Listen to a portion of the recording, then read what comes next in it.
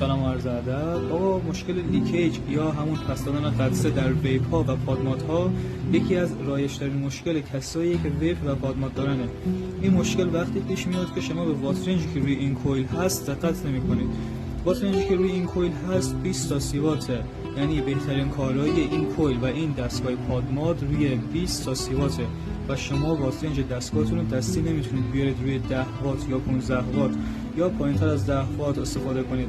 وقتی شما واترنج دستگاهتون رو روی 10 وات میذارید و با این کویل شروع میکنید به ویپینگ کردن، این کویل به اندازه کافی داغ نمیشه و مقدار قطره‌ای که بخار نمیشه میاد داخل دهنتون و با مشکل لیکیج روبرو میشید و احتمال داره که زبون شما رو هم بسوزونه و یا قطره از بغل‌های دستگاهتون نشه پیدا کنه.